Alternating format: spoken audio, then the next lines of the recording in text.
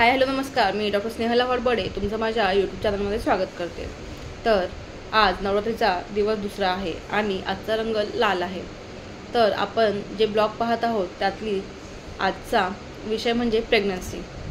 तर प्रेग्नन्सी राहण्याच्या अगोदर आपल्याला येते ती पाळीविषयी समाजात जास्त बोललं जात नाही आणि पाळीविषयी समजापेक्षा गैरसमज अधिक आहेत किंवा त्यावरील उपायापेक्षा चर्चा अधिक रंगल्या जातात।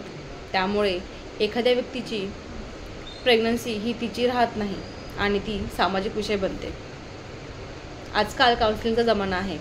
नवरा बायकोमध्ये भांडण झालं तर त्यांना हमखास सल्ला दिला जातो की तुम्ही काउन्सिलरकडे जा। इव्हन सासू सुनामध्ये जरी भांडण झालं तरी आपण त्यांनाही आजकाल काउन्सिलरकडे घेऊन जातो। म्हणून काउन्सिलरच्या जमान्यामध्ये आपल्याला ज्यावेळेस आपण बाळाचा विचार करतो त्यावेळेस प्रिकन्सेप्शनसाठी आपण डॉक्टरकडे जातो। अशी बरीचशी जोडपे हॉस्पिटलला येतात प्रिकन्सेप्शन काउन्सिलिंगसाठी।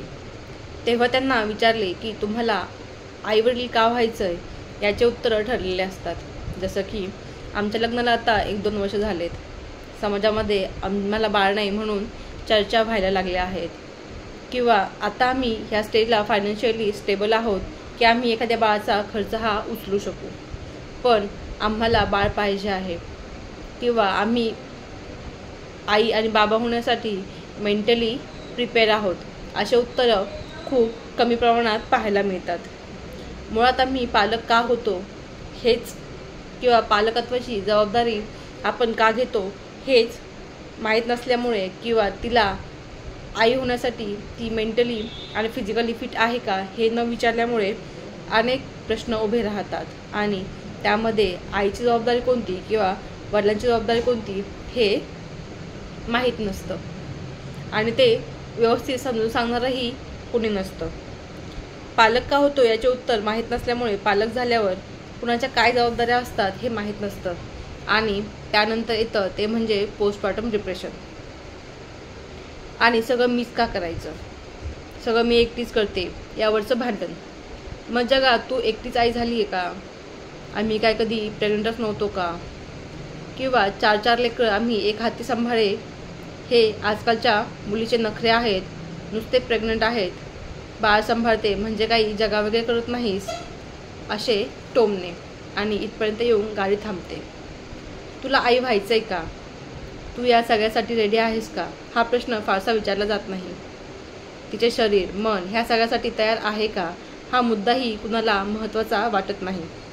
ॲटलिस्ट आफ्टर ॲबॉर्शन किंवा मिसकॅरेजनंतर जे कपल पुन्हा कन्सीव्ह होण्याचा प्रयत्न करतात त्यांनी स्त्रियांना हा प्रश्न आवर्जून विचारायला हवा।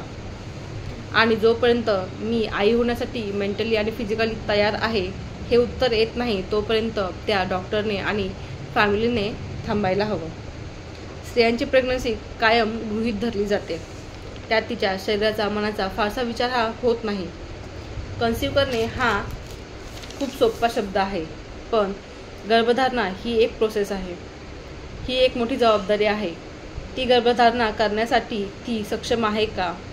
तिचं शरीर यासाठी तयार आहे का याचा विचार कोणीही तितका महत्त्वाचा वाटत नाही। Thyroid, gestational diabetes, gestational hypertension हे अनेक प्रकारचे आजार हिला का होतात याचं उत्तरही अजून कुणाला सापडलं नाही। तिला कोणत्याही प्रकारचं टेन्शन नसतं असं सगळ्यांना वाटतं। आपल्या समाजात मुळात लग्न झालं की मुलगा जबाबदार होतो आणि मुलीचं बाळपण झालं की ती संसार पेलण्यास किंवा जबाबदारी व्यवस्थितरित्या हँडल करण्यास सक्षम होते असा खूप मोठा गैरसमज आहे। सध्या आईला दूध देण्याचे प्रमाणही फार कमी झालं आहे। पावडर फीडचे प्रमाण खूप जास्त प्रमाणात वाढत आहे। योग्य आहार विहार, बाळंतिणीची पूर्ण परिचर्या जरी तिने पाळली तरी पण हा प्रॉब्लेम मोठ्या प्रमाणात पाहायला भेटतो। यात अनेक वैद्यकीय कारणे तर आहेतच, पण त्यात मला हे बाळ नको होतं हे बोलायची हिंमत अजूनही कोणी करत नाही। सगळ्या अवयवांचे कार्य प्राकृत असणे, पाळी चालू झाल्यापासून तर संपेपर्यंत व्यवस्थित सगळं पार पडणे, त्यात तिची फर्टिलिटी तिच्यासोबत असते।